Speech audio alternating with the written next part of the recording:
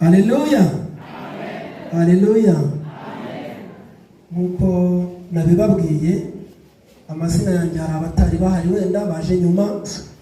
Nitwa Reverend Pastor Sigirinshuti David, niyo mazina yanjye. Ndashima Imana kubwo uyu mwanya mbonye wo kuganira namwe ku ijambo ry'Imana. Hari abatari kunda, mbanze mbisegureho. Hari abatari kunda, ntabwo navuga ngo ni uburenganzira bwabo, ni intege nke, twese tugira intege nke mu bintu runaka, ariko bihangane kugira ngo turyumve. Ushobora kugira amahirwe kuri iri jambo ry'uyu munsi, ushobora kubona umwuzuro w'amasezerano yawe kuri iri jambo ry'uyu munsi, ushobora kubona Imana ikugendereye kuri iri jambo ry'uyu munsi. Niyo mpamvu navuze ngo nukunda kugira intege nke akaba yasohoka yihangana ze kureba. Turasoma ibyanditswe byera badusomeye, ntabwo turi busome imirongo myinshi, turagerageza gusoma ariko turasoma mike. Ubutumwa bwiza bwa Mariko ibice byaho 2, turasoma duhereye ku murongo wa mbere, ariko muri bunyemerere undi muntu uzi gusoma neza, wumva uzi gusoma neza, nawe aze kudusomera Yohana ibice 5, ariko reka nsome Mariko ibice 2. Noneho ndaradusomera Yohana ibice 5 ku murongo wa mbere ageze ku murongo wa 6. Nuko hahise iminsi asubira i Kaperinawumu, bimenyekana yuko ari mu nzu, benshi bateranira aho, buzura inzu, barenga mu muryango, nuko ababwira ijambo ry'Imana. Haza abantu 4 bahetse ikirema, ariko babuze uko bakimwegereza, kuko abantu bari bahuzuye, basambura hejuru y'inzu aharinganiye naho ari, bamaze kuhapfumura bamanureramo ingobyi ihetswemo icyo kirema. Yesu abonye kwizera kwabo arababwira ati, mwana wanjye, ibyaha byawe urabibabariwe. Kana wa wundi adusomere wageze Yohana ibice 5 umurongo wa mbere kugeza ku murongo wa 6. Reka dusome mu izina rya Yesu. Yego. Hanyuma y'ibyo habaye iminsi mikuru y'Abayuda, nuko Yesu agiye Yerusalemu, kandi Yerusalemu bugufi bw'irembo ry'intama hariho ikidendezi mu ruheburayo cyitwa Betesida, cyariho amabaraza 5. Muri ayo mabaraza hari abarwayi benshi, harimo impumyi n'ibirema n'abajinyutse, bari bategereje ko amazi yihinduriza. Kuko rimwe na rimwe marayika amanukaga akajya muri icyo kidendezi agahinduriza amazi, nuko umuntu wabanzaga kujyamo amazi yihindurije wakiraga indwara iyo ari yo yose. Hari umuntu wari ufite indwara imaranye imyaka 38. Yesu amubonye aryamye, amenya yuko amaze igihe kirekire arwaye, aramubaza bati, mbese urashaka gukira? Urakoze cyane, icara. Haleluya. Haleluya. Igihe babwiraga ubundi we mu nshingano cyangwa mu mirimo bababwiye ko ndi umuyobozi wa regiyo, ariko hari akantu bashyira mu dukuba bakandika hirya ngo umwigisha.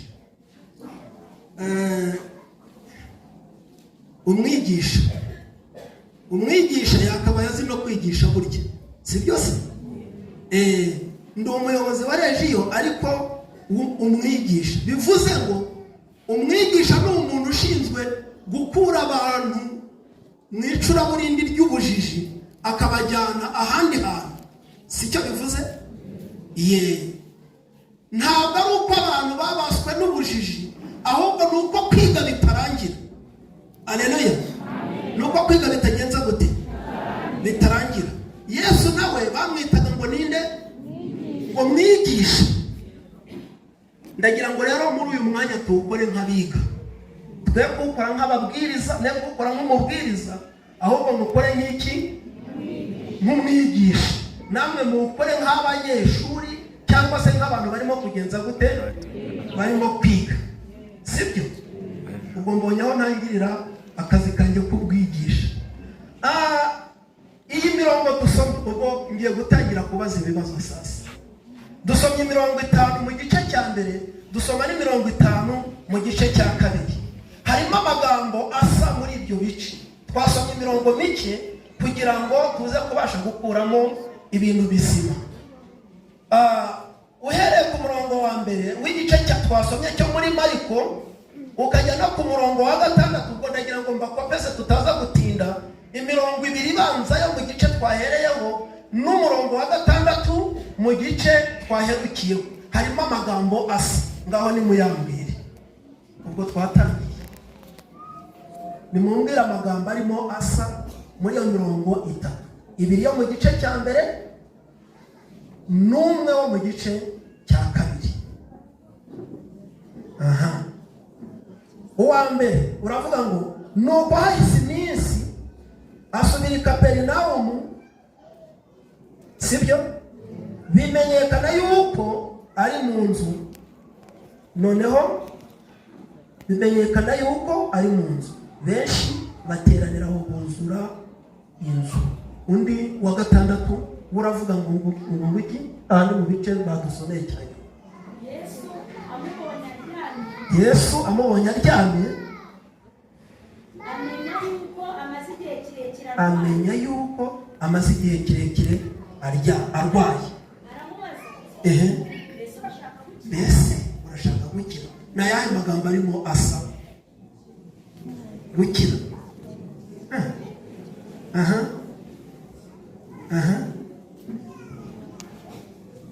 Reka nyababwire kugira ngo dukomeze.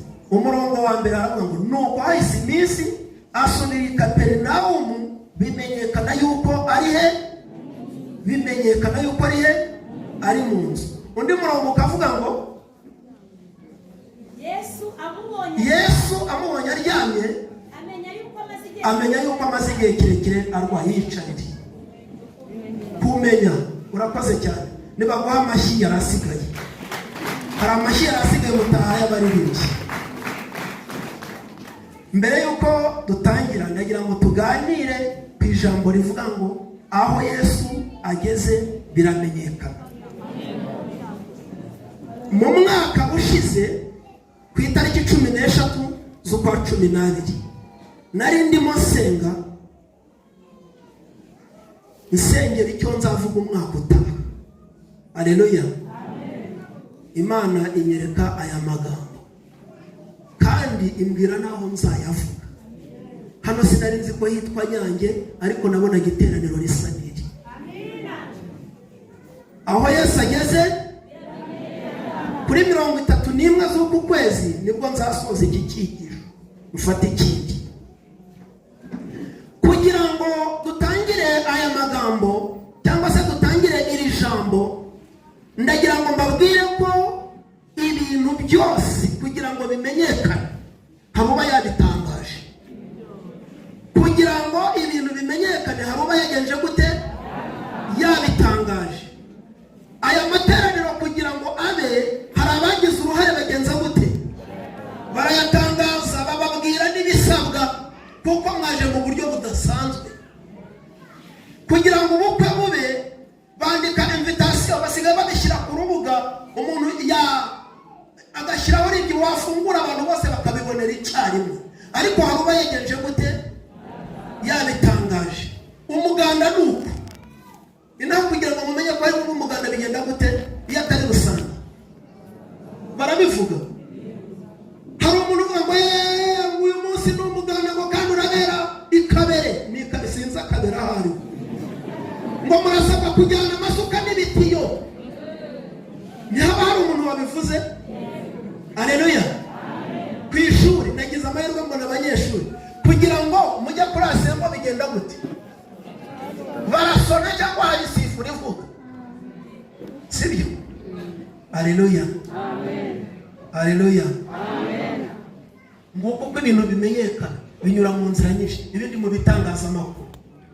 Ariko hano Bibiliya iravuga ngo nuko hahise iminsi asubira i Kaperinawumu bimenyekana yuko ari mu nzu. Ariko hano ntabwo hatubwira abantu b'i Kaperinawumu cyangwa se Yesu ajya kujya i Kaperinawumu nta nteguza tugenza gute, ntazo tubona. Ariko umurongo wa 2 niwo uvuga ngo benshi bateraniraho buzura inzu barenga no ku muryango. Abantu benshi baraterana, noneho baraza bajya mu nzu ngo barengana no ku muryango. Icyambere ndimo kubona muri iri jambo, Yesu ntabwo yaragiye mu giterane ngo barabitangaje. Yesu yisuriye umuntu nk'uko n'abandi basura abandi. Aragenda ahageze yinjira mu nzu. Amaze kwinjira mu nzu, ubusa abantu b'i Kaperinawumu turavuga ko batagira disipurine, turavuga se ko bitabira, turavuga ko bimeze bite. None amaze kwinjira mu nzu, abantu benshi nabo bagenza gute baraza, nta wigeze bahamagara. Bamaze kuhagera ngo buzura ya nzu y'aba muturage. Haleluya. Ngo ndetse barenga no ku muryango. Ariko Yesu nawe kubera ko yarazi ibyo abantu bamukeneho, ngo atangira kubigisha ijambo ry'Imana, Imana icyubahiro. Haleluya. Aho Yesu ageze bigenza gute? Haleluya. Duhere mu muryango.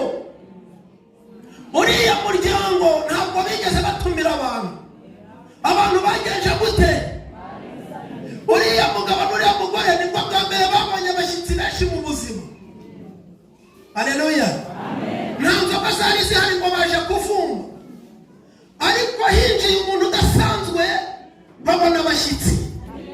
Mu muryango niho duhera. Urugo Yesu agezemo, haleluya, ruragendwa. Urugo Yesu agezemo rugira amahoro. Aho Yesu ageze bigenza gute? Aho urugo Yesu agezemo umugabo ntabwo bakitwa inyamaswa, yitwa umutware. Haleluya. Urugo Yesu agezemo umugore ntabwo baba bakimuhamagara rya zina, hari n'amazina ba data batwise arimo n'amanagenurano ba nyiraki, ba nyiranzamurerera icyo Imana imumpereye. Ntabwo umugabo agihamagara bene amazina areshya gutyo, avuga izina rigufi ryitwa ngo madamu.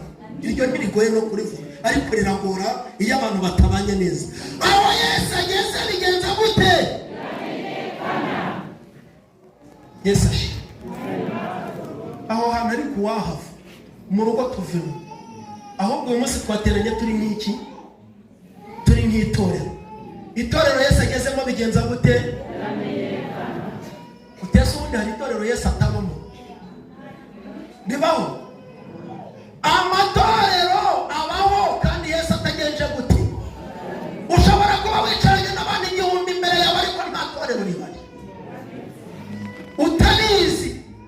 Wowe ukandika hariya Eglise Baptiste do Nyange, ariko ibyo ntibivuga ko hari iki? Ko Yesu ahari. Hari icyapa, hari ubusitani, hari n'ibindi bintu n'ibikorwa remezo, ariko icyo si ikimenyetso cy'uko Yesu agenje gute? Aho Yesu ageze biramenyekana. Itorero Yesu agezemo bigenza gute? Bimenyekana bitewe. Turi bukomeze, turi bugende tureba aho Yesu ageze ukuntu ibintu bimenyekana. Ariko ariko revera, iyi ni sureje imwe ariko zone ya Nyamurimirwa itandukanye na zone ya Nyamagungu. Indirimbo twaririmbye ejo Nyamurimirwa ntabwo arizo twaririmbye hano. Haleluya, amen. Mwabyumvise? Indirimbo z'ejo zari niki abo twari kumwe guhera ku ya mbere kugeza ku ya 16. Hari niki moto ivuga ngo iki? Oya, ntabwo ari ibi. Nari ngize ngo ni iyi ngiyi imanitse hano, ahubwo ivuga ngo gutekereza byagutse. Aho Yesu ageze batekereza byagutse. Haleluya.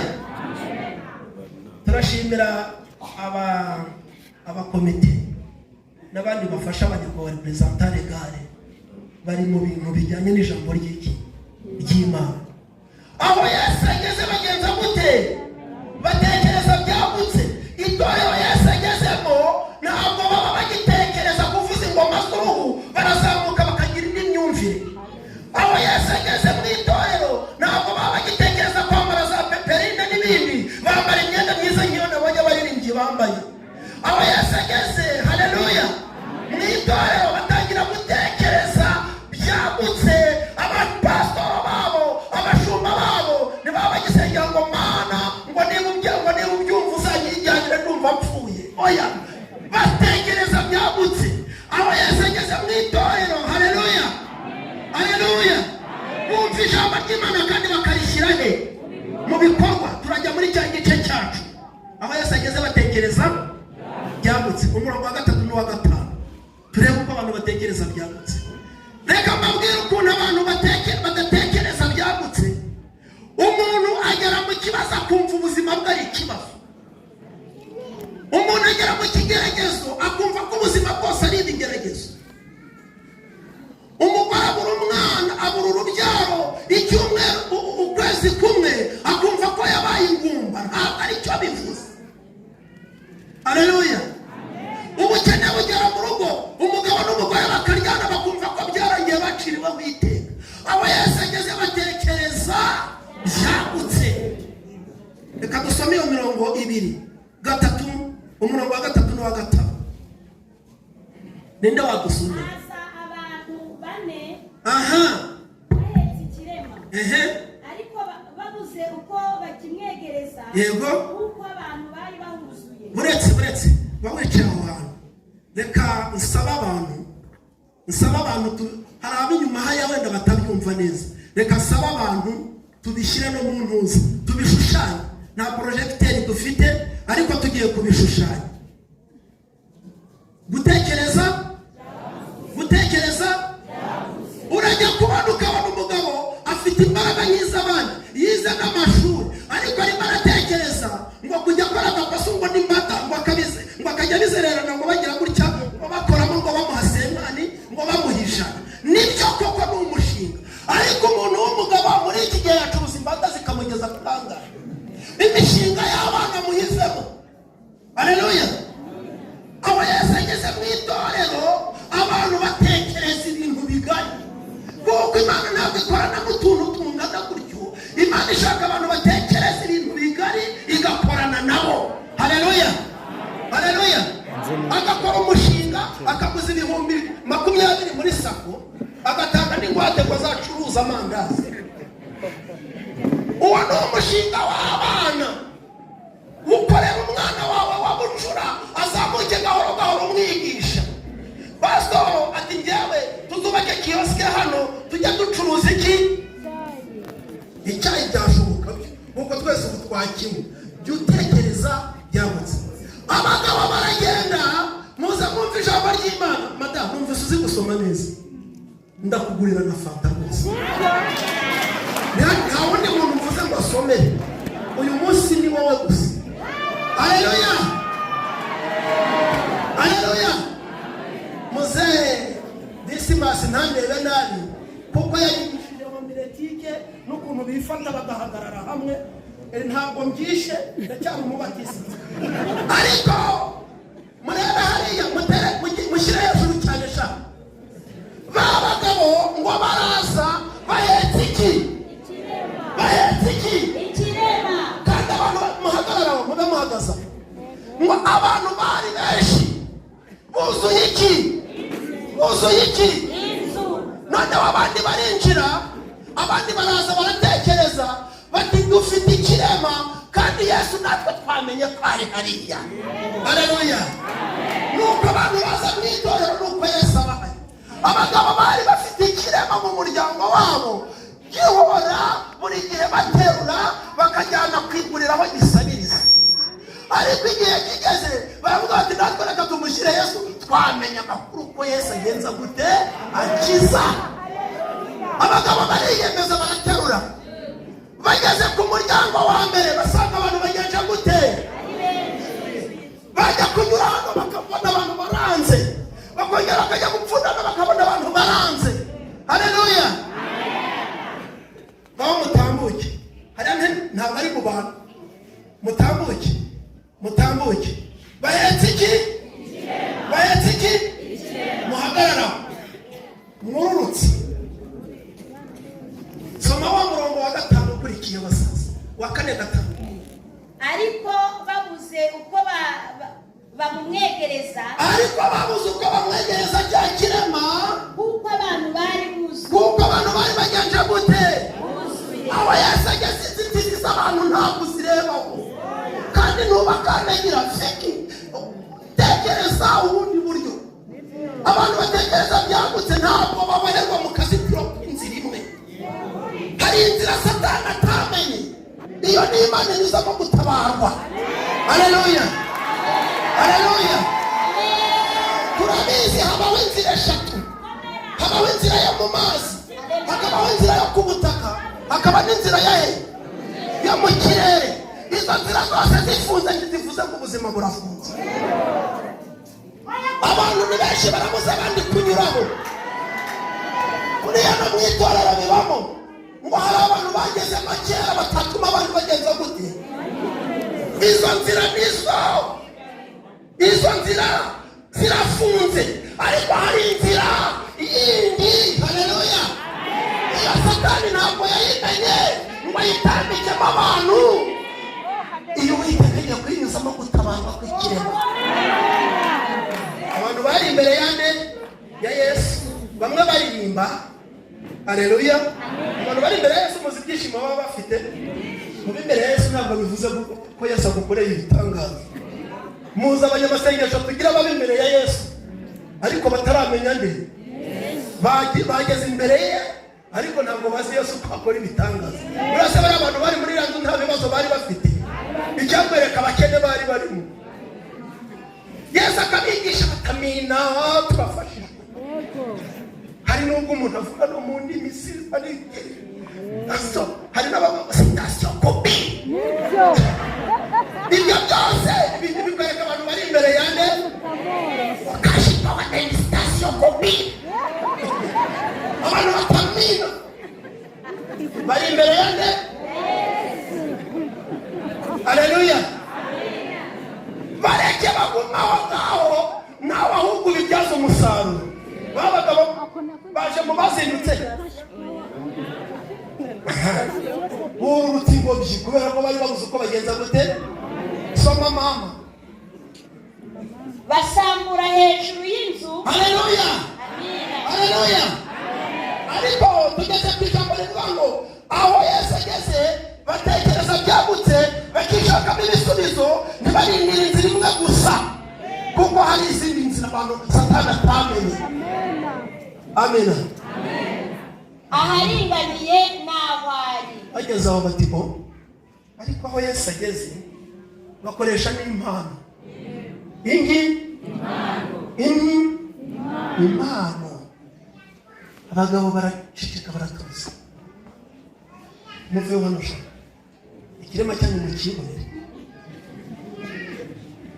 Mukibonere. Yesu akirebe gusa. Ikirema gitangira gutegeka giti noneho nageze kera kubusa n'ubu sinkize. Aba bagabo banzanye bamurutuje aho nari nibereye mbamaze kugwiza amafaranga none n'ubu singenje gute. Muve hano. Ba bagabo baze hano. abagabo baravuga bati ntidusubirayo, aho hantu turahatinda kuko ni moto ya Edeni kandi yobowe n'umwuka wera. Gutekereza uwambere ati rero sha dukate dusubireho tujye mu kazi kacu. Undi ati twaba tubaye imbwa. Undi ati tubimbwa se tuyikiramo turakigira gute. Undi ati twiruke tugisigaho. Abantu bavuga ibintu bigenje gute. Ariko aba bagabo bari bifitemo ubushobozi. Umwe aravuga ati bo ariko mbere wundi hajya wakora iki. Undi ati njyewe nari karani ngufu. Wowe uri karani ngufu kamuhiya. Uyu ninde karani ngufu. Wowe wakora iki mbere.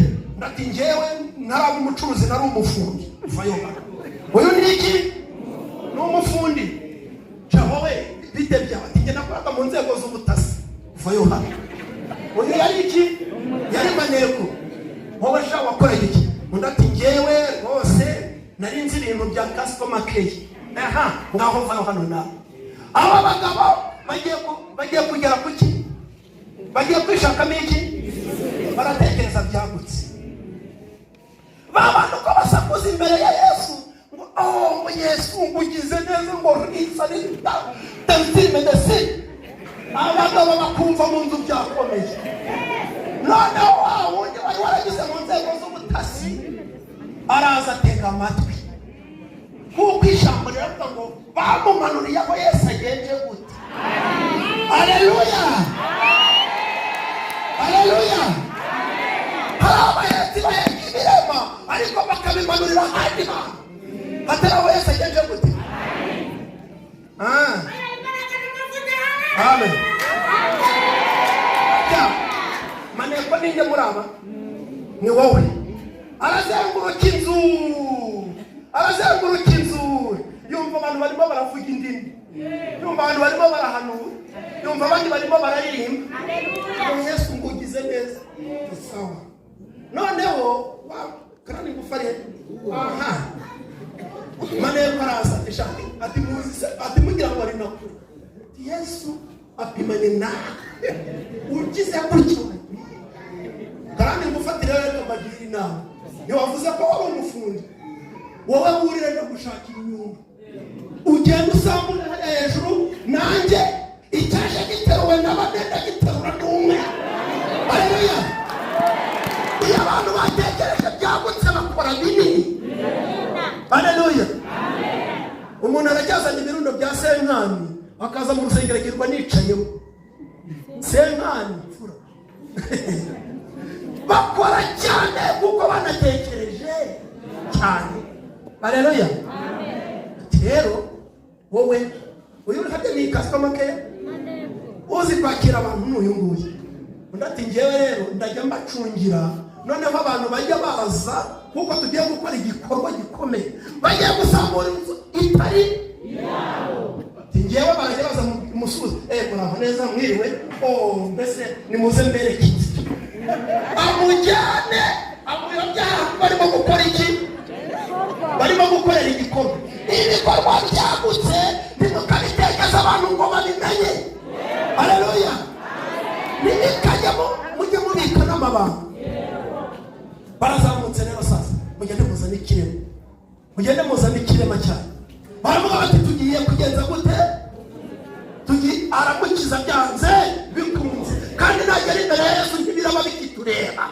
Baragiye barikoreye baraje. Haleluya. Baraje abayanze bakagira ngo bagisubijeyo. Aya. Haleluya. Ushobora kubona asa n'uwaguye kandi ntaguye. Ntabwo nacitse intege. Haleluya. Baraza bashize hano. Yesu ashimwe. Mwururutse kaswa makera nagenda kurengagiza abantu batamufata. Yesu ashimwe. Wa wundi uzikorera abayuriye hejuru. Haleluya. Yazamutse agararaho barahosha. Haleluya. Kandi ngufu terura umuhereze. Terura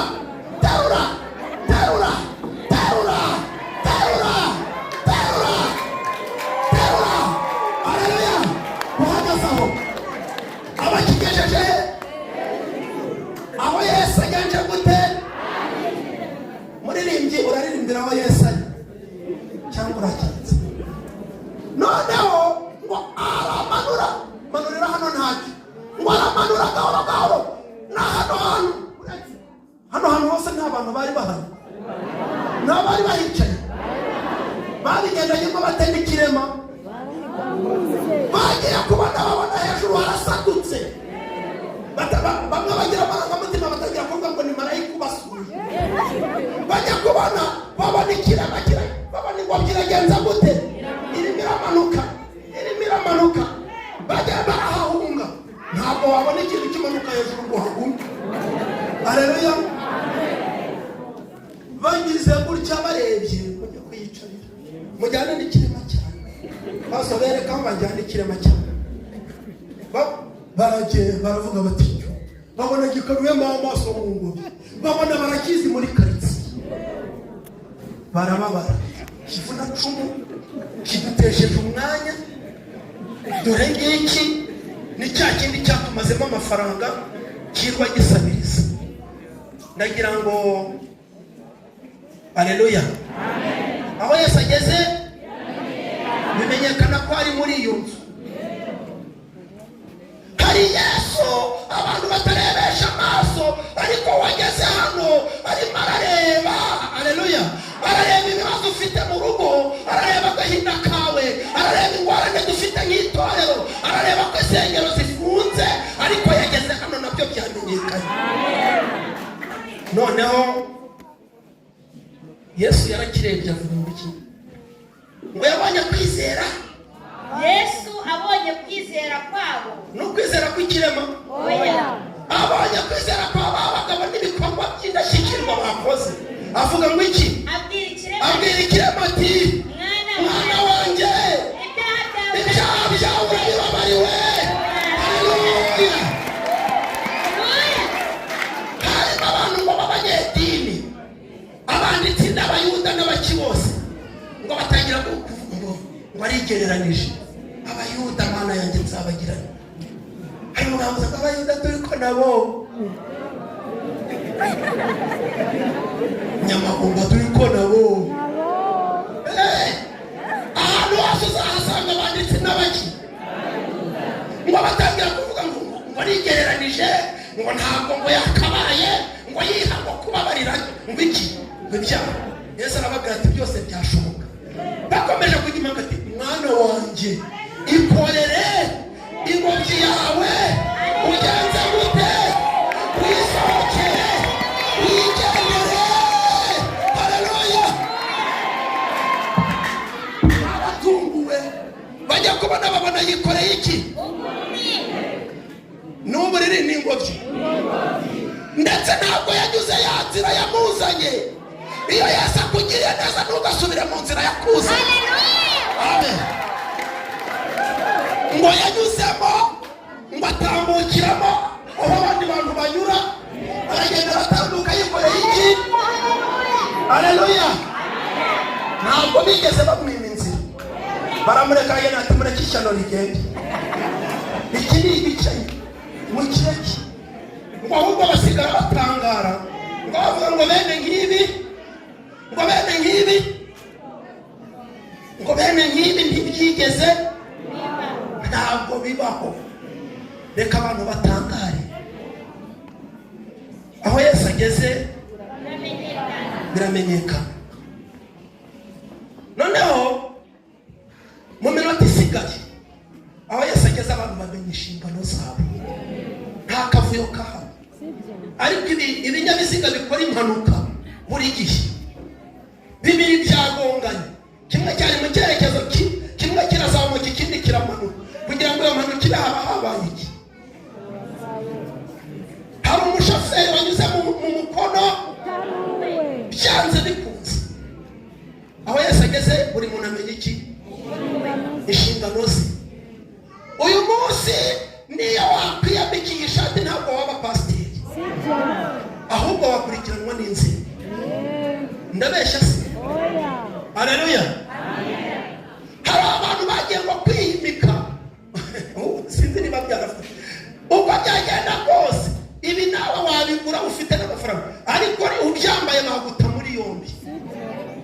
Emera ko umuntu yabaye pasitoro utarabawe, kandi umenya ko uri uw'agaciro. Igikuru si uriwe, igikuru n'uwo mwabonanye. Niba warabonanye na Yesu unyurwe n'ibyo. Yesu ashimwe. Bababwiye ngo njyewe ngo ndi regionali, uyu ni bishop. Ntabwo regionali ari we bishop, ntabwo nubwo bishop ari we regional hari kimwe kiri ukwacyo hari n'ikindi kiri ukwacyo. kuba bishop birakorerwa, kuba regional baragutora cyangwa bakakunoba, si byose. Kuba bishop niba byamburwa, kuba regional utakiri regional ubivaho, si byo. Hatazagira umuntu wongera kunyandikira umukuru n'indi. Umukuru ni uwatubambiwe. Haleluya, haleluya. Yesu ngo yabwiye abantu ngo nimubicaze. Uwicaye inyuma buriya yaravugaga ayiwe ngo ngewe buriya barabimara bitagenje gute. Ikibazo si aho wicaye, ahubwo ikibazo ni umutima mubi wawe yicaye. Buri muntu amenya inshingano ze. Dusome Yosuwa dusoza. Yosuwa ibice bitatu. Ndibuze kwiyambaza abandi bantu bane dusoza. Ariko nagira ngo nkubwire ko aho Yesu ageze impaka ziracika, akimaka. Aho Yesu ageze akora diferanse, akora ikinyuranyo. Haleluya. Aho Yesu ageze akiza indwara, kuko ikirema cyarahagurutse kirigendera.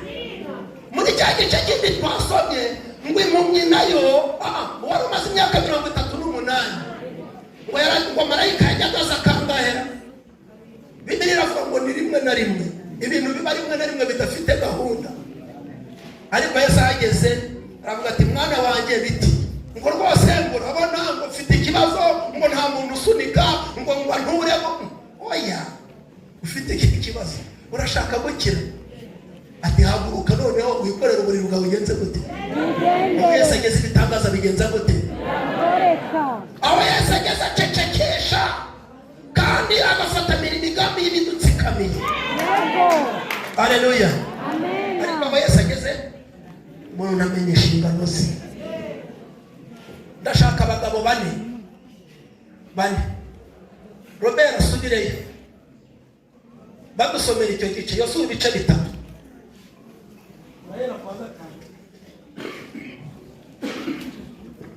Uyu munsi turiga kuguheka. Yosuwa ibice bitatu umurongo wa 5 haravuga ngo maze Yosuwa abwira abantu ati mwiyese mugenza gute, mwiyese bantu b'inyamagumba mugenza gute, mwiyese yemwe abanyamatiku mugenza gute, yemwe abanebwe mu itorero mugenza gute, abajura n'abasambanyi n'abagome n'abarozi bagenza gute, abagizi ba nabi bagenza gute, n'abakijijwe ariko baguye mu cyaha uyu munsi nabo bagenza gute, twese tugenza gute. Kwiyeza ntibigira nyirabyo, kwiyeza twese biragenza gute. N'abajongi bajyaga hera bagenje gute, biyejeje. Sibyo muze, kwiyeza ni igikorwa cyane cya buri wese. Ariko Yosuwa icyo gihe Abisirayeli bari bafite ibibazo by'ubutayu, bari bafite imyumvire yo mu butayu kandi bashaka kujya i Kanani. Abantu barashaka kujya i Kanani kandi bagifite imyumvire yo mu butayu. Banza wikuremo imyumvire yo mu butayu ngo n'ubujya he. Aravuga ati mugenze gute, kubera iki? kuko ejo Uwiteka azakora ibitangaza hagati muri mwe. Azabigenza atazabikora gute? Soma. Nyuma Yosuwa abwira abatambyi ati n'abatambyi bagezweho. Ndashaka abapasiporo bane ariko hazemo abapasitoro 2 n'abadiregiteri 2 ariko b'abapasitoro mufehe.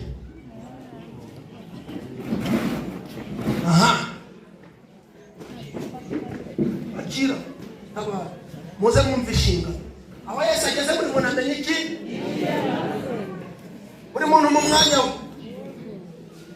atazagira abagongana n'abandi. Haleluya. Yabaye umudiyakoni bamutoye ni musagaye. Haleluya. Amen. Utazamureba ngo ari mu kiruhuko cy'izabukuru, ni ikizabukuru yarabikoreye. Pawulo ageze aravuga ati gisigaye mbikiwe iki, uzamukoraho umuyobozi nzaguhagarika. Yesu yarageze i Kana y'i Galilaya, basanga hari ibibindi bari barashyize mu nkike. agiye gukora igitangaza aravuga ati mubyuzuzemo iki? Ibyo abantu bari baribagiwe nibyo yujujemo amazi baranywa. Kuki bayanyoye? Haleluya. Buri muntu amenye iki? Umwanya we. Aha, soma ibyanditswe byera. Nimuheke isanduku. Haleluya. Namwe batambyi nimuheke iki? Isanduku. Isezerano. Iyo sanduku y'isezerano nimuyiheke. Yego. Mubanziriza abantu kwambuka. Muveyo. Muze mberekere ibibazo dufite. Dufite abatambyi ariko b'abanyabwoba. Mube muhagaze aho ngaho. Ibyo ni gahunda. Muhagarare hariya narindi. Gahunda kuri gahunda. Kandi urashyira hasi isanduku uragatora. Usigasire neza. Haleluya. Murandeba cyangwa ni mundeba? Muheke iki? Maga usomere twumve uko bimeze. Ikintu cyose kuri gahunda bigenda gute? Soma. Niba bari mubanzirize Kwambuka. reka mbabwire, hari abatandi bavuga ngo mwambuka ariko mugende, ariko bo batagenza gute? Muri cyumweru n'amatangazo, ariko kuki mutazanye ibirori byasa n'umugore wawe biri?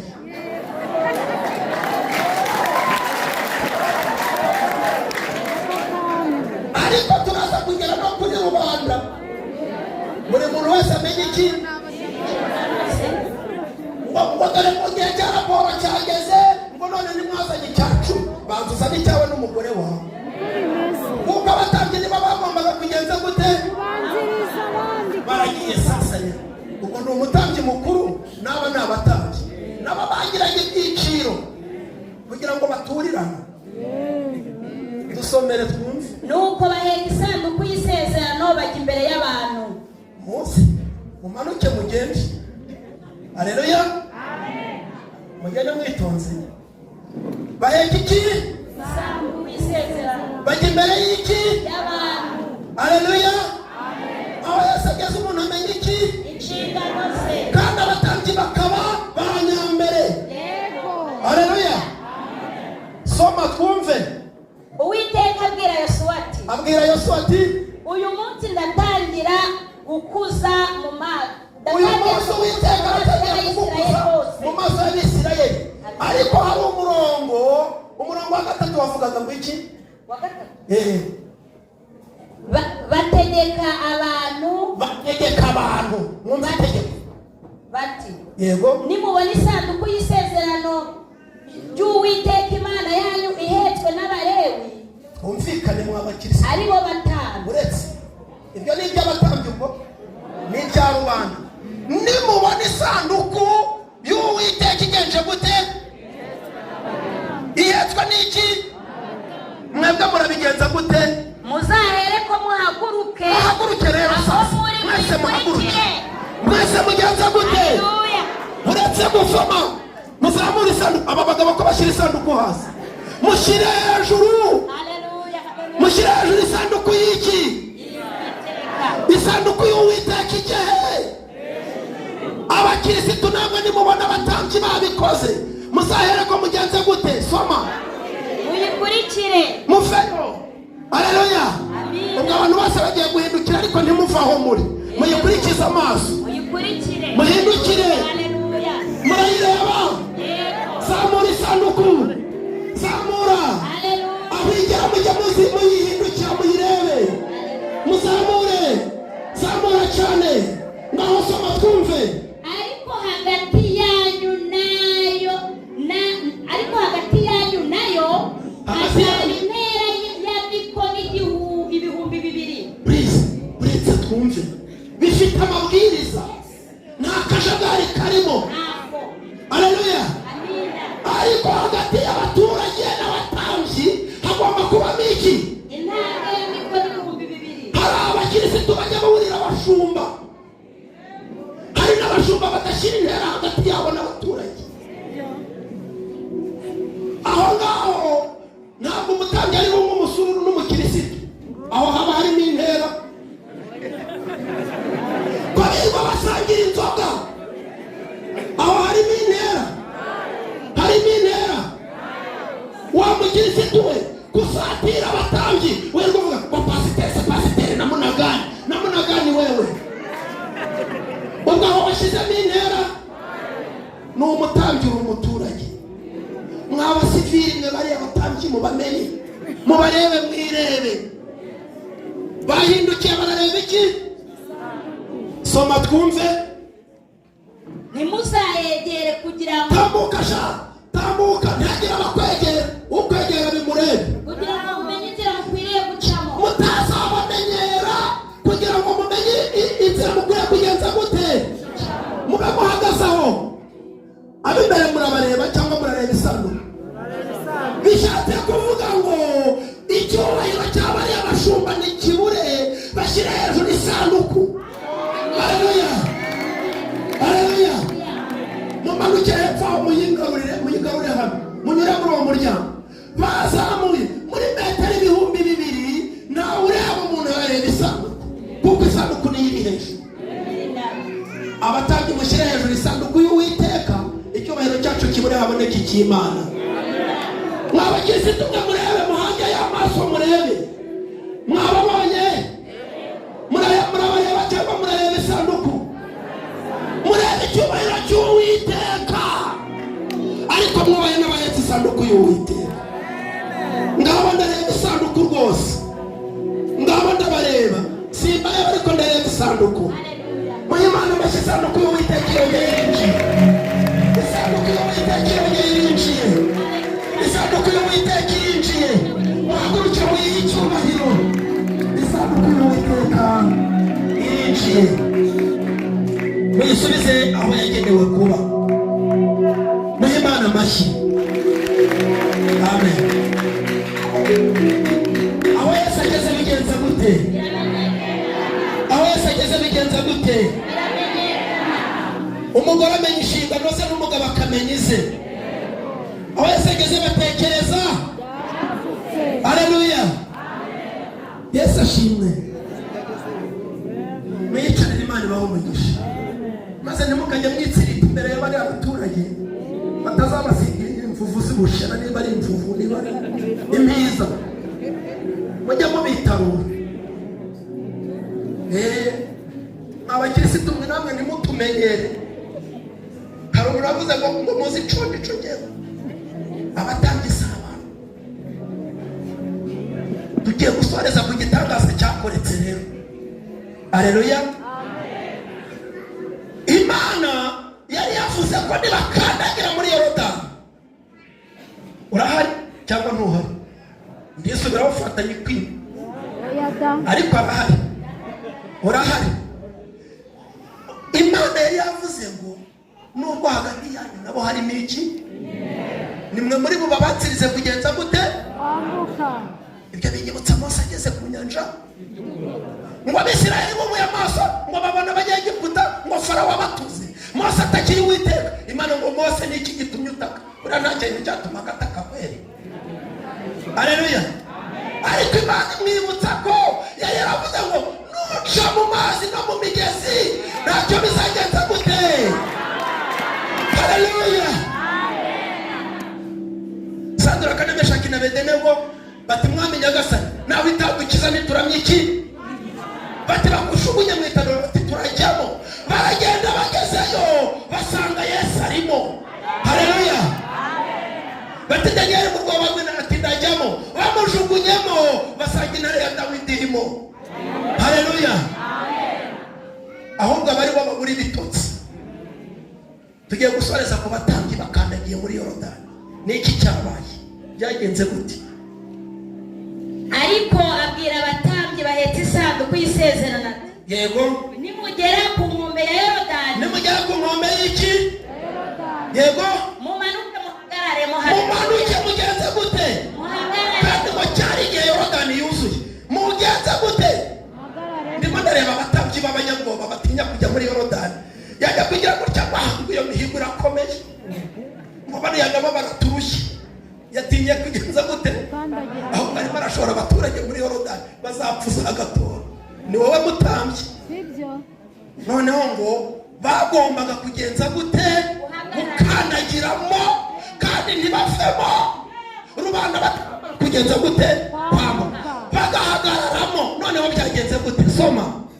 Batambyi muze duhagarare. Yosuwa abwira Abisirayeli ati, yego, nimunyegere mwumve amagambo y'Uwiteka Imana yanyu. yego. Yosuwa aherako aravuga ati, iki nicyo kizamenyesha yuko Imana ihoraho iri muri mwe. Iri muri mwe. Imana aho Yesu ageze biramenyekana, ari muri mwe Yesu.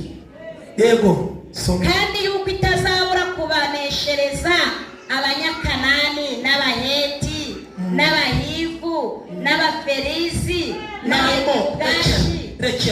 Bakandagiye muri Yorodani, amazi yirema ikirundo haruguru, abatambyi barakomeza barakandagiramo, abaturage barambuka.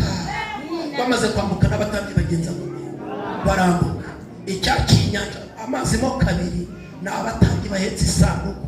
Imana yashimye gukoresha abatambyi. Haleluya. Ibyo bababwiye mu bikore, ariko aho Yesu ageze bigenza gute? Biramenyekana. Turashoje. Ibyawe Yesu abirimo. Haleluya. Nubwo ubona bikomeye ariko agenje gute? Bimeze nka Yorodani ariko agenje gute? Humura, agiye kwigaragaza. Muhaguruke dusenge Imana. Aho Yesu ageze bigenza gute? Usenge Imana kugira ngo agere mu rugo rwawe. Usenge Imana kugira ngo agere muri bya bibazo. Usenge Imana kugira ngo iguhuze n'umutambyi. Abatambyi bageze muri Yorodani arahagarara. Umutambyi abwira Hana ati, Hana genda umuhe Uwiteka, icyo usaba Uwiteka kiguhe. Imana iguhuze n'umutambyi kugira ngo ibibazo byawe bigenze gute? Bihagarare kandi Yesu agere mu buzima bwawe. Mwami Imana yacu, ndagushimiye kugira neza. Ndagushimiye ko wabanye natwe. Waraturinze rwose ni ukuri. Ariko hari impamvu waturinze. Hari impamvu tumaze imyaka. Hari impamvu ibibazo byaje. Hari impamvu ibigeragezo byaje. Hari impamvu itorero ryawe ryagihuye n'ibibazo. Ibyo byose warabirebaga, wemera ko bitugeraho. Ariko Yesu noneho urahageze, ukandagiye mu buzima bwacu, ukandagiye mu bibazo dufite, ukandagiye mu bigeragezo byacu, ukandagiye mu ndwara z'ababyeyi, ukandagiye mu bibazo abagabo bafite, ukandagiye mu bibazo by'amadeni, ukandagiye mu bibazo amatwariro afite, ukandagiye mu nzego bwite za leta, insengero zifungurwe, ukandagire mu makuba n'akaga abakozi bawe bafite, ukandagire mu bukene bubasa abakozi bawe, ukandagire mu bwigunge uriya mugore afite, ukandagire mu bigeragezo uriya mukobwa n'uriya mugabo barimo, ukandagire mu bibazo byacu. Aho ugeze biramenyekana, bizasoze dufite amashimwe, bizasoze tuguhimbaza. Bana n'itorero ryawe AEB, bana n'abakwizera, turi mu mpera z'umwaka, uzatugirire neza, tuzatangira undi tugushima mu izina rya Yesu. Amen.